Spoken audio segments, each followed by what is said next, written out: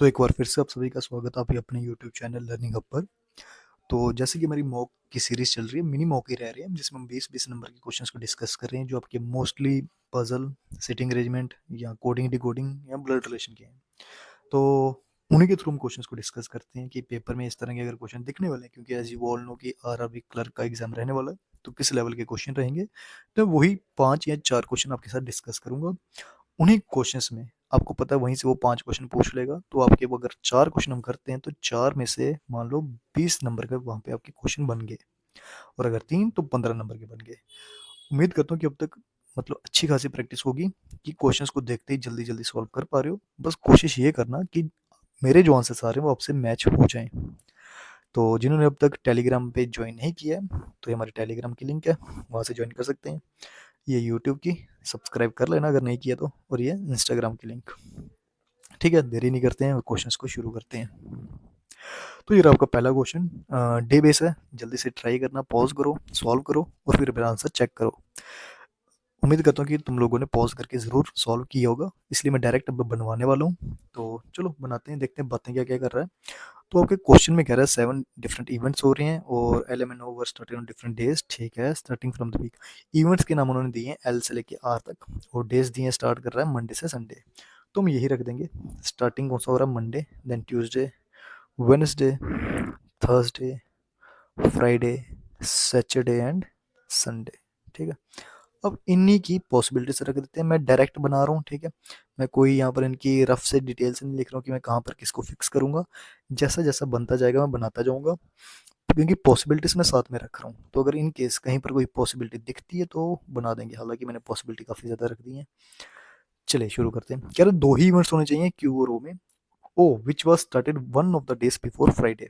ओ जब भी आएगा फ्राइडे से किसी ना किसी एक दिन पहले आएगा, तो जहाँ जहाँ पर भी होगी पॉसिबिलिटीज है, मैं ओ को वहाँ पे रख देता हूँ। ओ यहाँ पर आ सकता है फ्राइडे से पहले, ओ यहाँ पर जा सकता है, देन ओ यहाँ पर आ सकता है, या ओ सीधे सीधे टॉप पे आ सकता है। और 2 ही इवेंट होंगे क्यू और ओ के बीच में, तो एक जो छोड़कर क्यू यहाँ पर, 2 छोड़कर क्यू यहाँ पर, 2 छोड़कर क्यू यहाँ पर। मैंने पहले वाले के लिए क्यों नहीं ट्राई किया, क्योंकि इसमें गैप और पॉसिबिलिटीज 2 बन गई। क्यू यहाँ पर भी आ सकता है और क्यू मेरा नीचे भी आ सकता है, तो हमने रख दिया जैसा दिया। अब आगे बनाते हैं क्या क्या कह रहा है।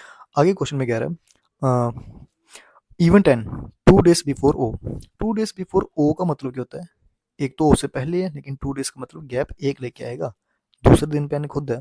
तो जहां जहां पर भी मेरे पास ओ है, तो मैं उसके एक गैप छोड़कर एन को लगाऊंगा। ओ से एक गैप पे एन, देन इस वाली में पॉसिबिलिटी में जगह बची नहीं, तो ये यहीं पे खत्म।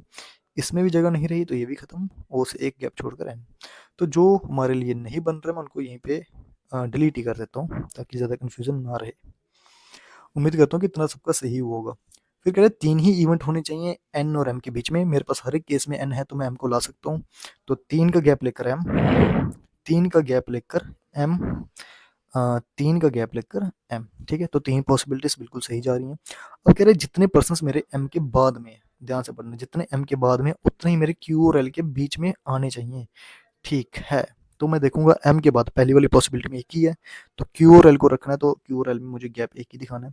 दूसरे केस में मेरे पास एम के बाद 2 हैं, तो क्यू और एल में 2 पर्सन आने चाहिए थे, बट जगह नहीं रही, तो ये पॉसिबिलिटीज भी खत्म।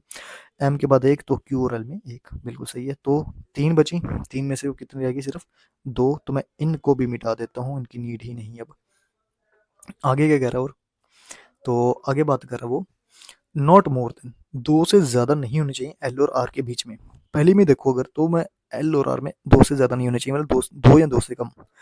तो 2 तो नहीं आ पाएंगे, 2 से कम 1 आ सकता है, आर यहाँ पे, और एक लास्ट पर्सन रह गया पी। दूसरे केस में भी 2 से ज़्यादा तो नहीं जाएंगे, लेकिन अगेन 2 से कम, आर यहाँ पर आ सकता है और पी यहाँ पर।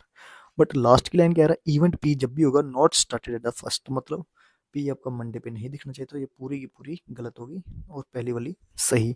अब यहीं से वो आपसे 5 क्वेश्चन पूछने वाला है, तो 5 नंबर का क्वेश्चन आपका पजल का सॉल्व हो गया। हार्डली मुझे कितना टाइम लगा? 1 मिनट, या आगे मान लो 30 सेकेंड एक्स्ट्रा भी अगर माननी है तो, वरना ज़्यादा से ज़्यादा ले सकते हो तो 2 मिनट मान लो। लेकिन आपकी पजल अगर आप पकड़ रहे हो पेपर में, हालांकि आरआरबी क्लर्क का इतना टाइम नहीं लगना चाहिए, लेकिन अगर लगता भी है तो सिर्फ और सिर्फ 3 मिनट के अंदर पूरी बन जानी चाहिए। और इतनी स्पीड रखो कि 3 मिनट से पहले ही बन जाए, क्योंकि आरआरबी क्लर्क में ईजी ही रहेगी, टफ नहीं होगी। दिमाग में एक बिल्कुल मत लाना कि टफ आएगा, ईजी ही रहता है क्वेश्चन। और नेक्स्ट क्वेश्चन पे। तो कोडिंग डिकोडिंग क्या, मैं यहाँ पर पूरा का पूरा एक टेबल बना दूंगा। ठीक है, हम उस टेबल में देखते हैं किसके लिए ईदर और के निकलेंगे या किसके लिए डेफिनेट कोड आ रहे हैं। तो मैं पूरे बना देता हूँ क्योंकि 5 क्वेश्चन रहेंगे, वो कुछ भी पूछेगा बट इन्हीं में से पूछने वाला है। तो पहले मैं देखता हूँ जो जो मुझे दिखता जाएगा। जैसे पहला लेटर वर्ड है मेरे पास द, फर्स्ट में दिख रहा है, देन मुझे दिख रहा है थर्ड में। तो एक ऐसा कोड जो इन दोनों में कॉमन बैठेगा, और वो कौन सा है, एक्स वाई। हाँ, तो आप कह सकते हो कि आपके पास दा के लिए एक कोड सेट हो गया, कौन सा, एक्स वाई, और ये डेफिनेट कोड है। तो मैं यहाँ पर इसको कट कर देता हूँ। देन कैट आ रहा है, cat eats fast, but cat और फास्ट, फास्ट मेरा 3 जगह पर है, तो मैं फास्ट को कंपेयर करता हूँ, 1, 2 और 3। तो फर्स्ट, सेकंड और फोर्थ स्टेटमेंट में कॉमन क्या है ज़रा देखें। तो एम एन, यहाँ पर, यहाँ पर, यहाँ पर। तो फास्ट के लिए भी एक डेफिनेट कोड का निकल गया मेरे पास, एम और एन। हाँ, अब मैं कैट को कंपेयर कर सकता हूँ, कैट मेरा फर्स्ट में है और फोर्थ में है। अब इन दोनों में क्या और कॉमन दिख रहा है, तो ए और बी, ये ए बी और ये बी। तो कह सकते हैं कैट के लिए एक डेफिनेट कोड क्या निकल के आया, A and B. Okay, dog के लिए अगर हम जाएं तो डॉग हमारे पास यहाँ पर प्रेजेंट और यहाँ पर प्रेजेंट, और इनमें कुछ भी कॉमन तो नहीं है। तो इन दोनों में कॉमन मेरे पास क्या आ रहा है, एस और टी। तो डॉग के लिए भी कॉमन कोड क्या निकल के आ गया, एस और टी। देन रन, रन आपका सेकंड में और फोर्थ में, और सेकंड और फोर्थ में अगेन कॉमन मेरे पास क्या आ रहा है, वी डब्ल्यू। ठीक है, तो रन्स के लिए भी कोड आ गया, वी एन डब्ल्यू। ये मेरे पास सारे डेफिनेट कोड निकल गए हैं।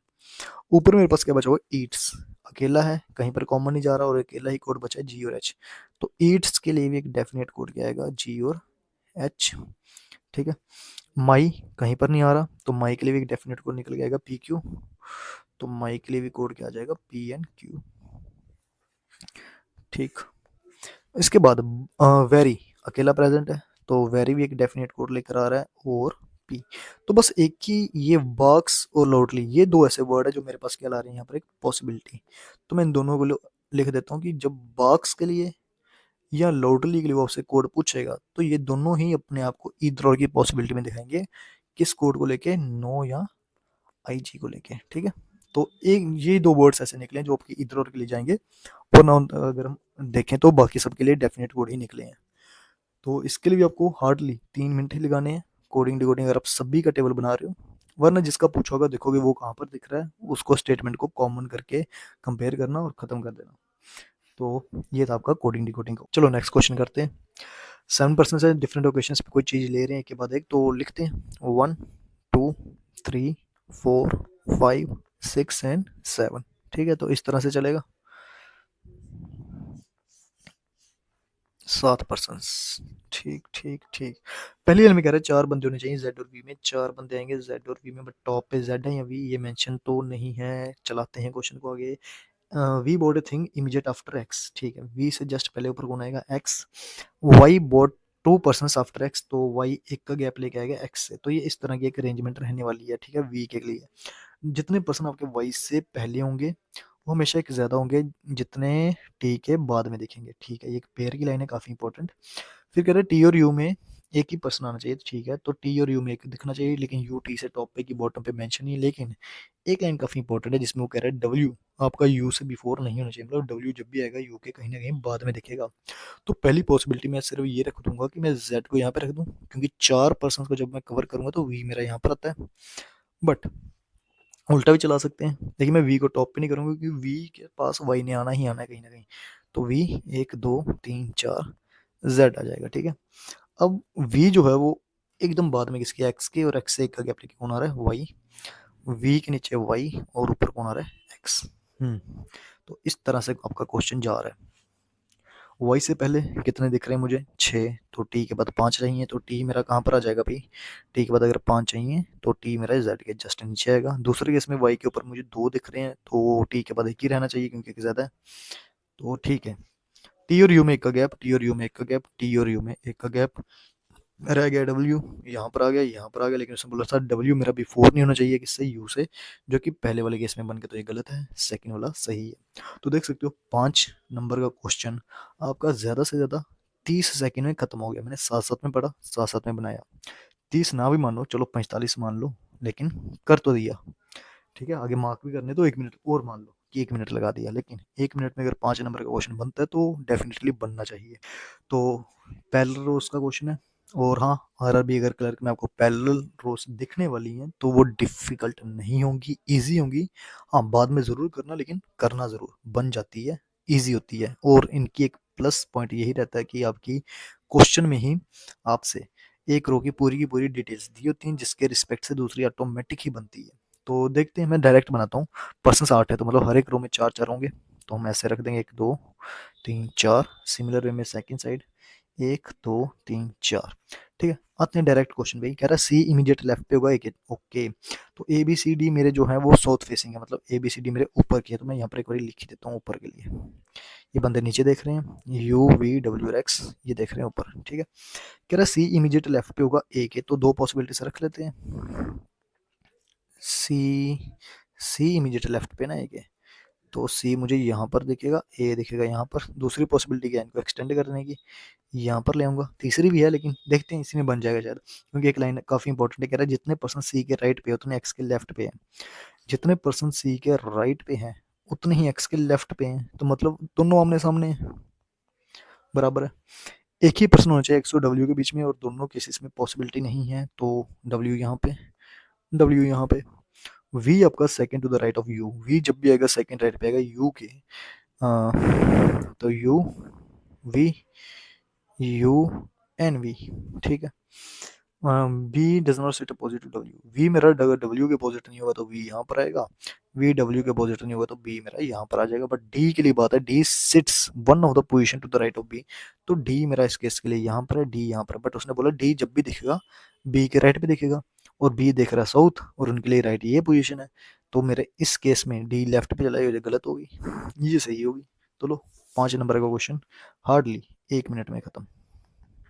और लगा लो 15 सेकंड मार्क करने के लिए, तो 1.15 सेकंड्स में आपका क्वेश्चन पूरा का पूरा खत्म हो गया। तो देख सकते हो हमने कितने क्वेश्चन अटेम्प्ट किए, 4 क्वेश्चन किए 20 नंबर के, और 20 नंबर के लिए मुझे कितना टाइम लगा होगा, खिंच के भी 10 से 12 मिनट। तो अगर पेपर में इस स्पीड के साथ जाते हो या इससे और स्पीड इंक्रीज करके जा रहे हो, तो उम्मीद है कि तुम लोग आरआरबी क्लर्क का प्री क्वालिफाई कर लोगे। ठीक है, और जिन्होंने अभी तक पिछला वाला मॉक नहीं देखा है, वो पिछले वाले मॉक को भी अटेम्प्ट कर लेना, चेक करना। टॉप 15 यूकलिटीज के क्वेश्चन अपलोड किए हैं, ज़रूर करना। आरआरबी पीओ के एग्जाम तो हो रहे हैं या हो चुके हैं, क्योंकि उनके लेवल के अगर आप क्वेश्चन निकालते हो पीओ के, तो क्लर्क के ज़रूर हो जाएंगे, तो आप उसके भी क्वेश्चन को अटेम्प्ट ज़रूर कर लो। लेकिन तब तक के लिए keep practising, all the best.